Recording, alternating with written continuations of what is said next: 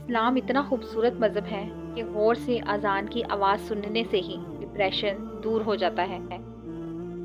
بے شک اللہ صبر کرنے والوں کے ساتھ ہے۔ حضرت محمد صلی اللہ علیہ وآلہ وسلم نے فرمایا، میری بیٹی میرے جگر کا ٹکڑا ہے، دل سن کر نام آپ کا دھڑکتا ہے ادب سے، حالانکہ آنکھ سے دیکھا بھی نہیں ہے آپ کو، صلی اللہ علیہ وآلہ وسلم۔ وہ بیوی بہت خوش نصیب ہوتی ہے جس کی غیر موجودگی میں اس کا شوہر بے چین رہے۔ صرف قرآن پاک ہی وہ سچا دوست ہے جو قبر میں بھی آپ کا ساتھ دے گا۔ عورت کبھی سمجھ نہیں سکتی، مرد تو اپنی پسندیدہ عورت کو چھونے والی ہواؤں کا بھی دشمن ہوتا ہے۔ اگر مرد نے کسی عورت سے شادی کرنی ہوتی ہے تو وہ کر ہی لیتا ہے، بس اس کی اپنی مرضی اور ضد ہونی چاہیے۔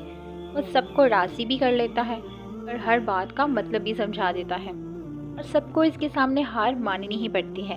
جو اصل خاندانی مرد ہوتے ہیں وہ لڑکیوں کے احساسات سے نہیں کھیلتے بلکہ نکاح کرتے ہیں، اس لیے مرد کبھی مجبور نہیں ہوتا، بس پاگل بناتا ہے۔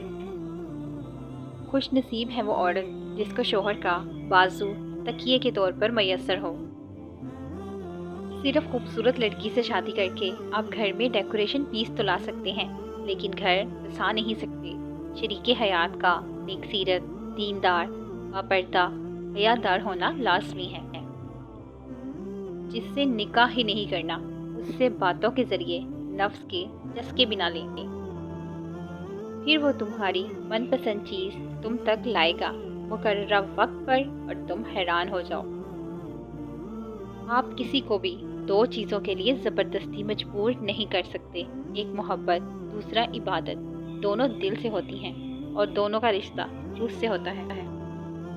دنیا کہتی ہے مرد بہت بڑا بے وفا ہے، اور اللہ نے ساری کائنات محمد صلی اللہ علیہ وآلہ وسلم کی محبت میں بنا دی جو ایک مرد ہیں۔ بیوی کی عزت، حیا اور فکر کرنے والے مرد کی تربیت ایک بہترین ماں کے ہاتھوں سے ہوتی ہے۔ چپکلی سے ڈرنے والی ایک نازک لڑکی جب ماں بنتی ہے تو اولاد کی خاطر دنیا کے مگرمچھوں سے بھی لڑ جاتی ہے۔ موبائل کا شوق ہے لیکن نماز کا شوق نہیں، گانوں کا شوق ہے لیکن قرآن کا شوق نہیں، بندوں کا خوف ہے لیکن خدا کا خوف نہیں۔ کچھ لوگوں کو پچھتاوا بھی نہیں ہوتا اور ہم سوچتے رہتے ہیں کہ شاید کسی وقت انہیں احساس ہوگا اپنے منفی رویے کا، لیکن ایسا نہیں ہوتا۔ یہ پچھتاوے بھی ظرف والوں کے لیے ہوتے ہیں، بے حس لوگوں کے پاس صرف اپنا آپ ہوتا ہے۔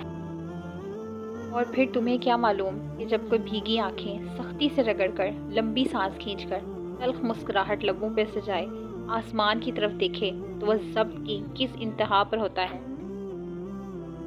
کتنا مشکل لگتا ہے نا، دن بھر کی مصروفیت کے بعد تنہا بستر پر لیٹ کر آنکھیں بند کر کے کسی کی باتوں کو یاد کرنا اور پھر رو دینا۔ دنیا کو سچا ہونے کی دلیل مت دو، بس یہی سوچ رکھو کہ اللہ سب جانتا ہے۔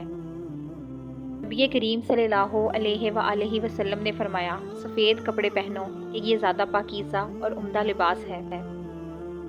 نبی کریم صلی اللہ علیہ وآلہ وسلم نے فرمایا، میں نے قبر سے زیادہ کوئی اور بھیانک منظر نہیں دیکھا، یا اللہ قبر کی سختی سے ہماری حفاظت فرما، آمین۔ زندگی میں دو چیزوں کی کمی انسان کو اذیت میں ڈالتی ہے، ایک رات کی نیند، اگر نیند نہیں تو چہرہ بگڑ جاتا ہے، دوسرا من پسند شخص میسر نہ ہو تو زندگی بگڑ جاتی ہے۔ ٹوٹے ہوئے دلوں کو جوڑنا، دل نہ چاہتے ہوئے بھی معاف کر دینا، کسی کی گناہ پر پردہ کرنا۔ جب آپ آپس میں ایک دوسرے کے لیے دعا کرتے ہیں تو وہ پاک محبت ہوتی ہے۔ رشتوں میں بھروسہ اور موبائل میں نیٹ ورک نہ ہو تو لوگ گیم کھیلنے لگتے ہیں۔ بنا آواز کے رونا بڑا دردناک ہوتا ہے۔ صرف قرآن پاک ہی وہ سچا دوست ہے جو قبر میں بھی آپ کا ساتھ دے گا۔ سکون پتہ کیا ہے؟ اکیلے بیٹھ کر اللہ سے باتیں کرنا۔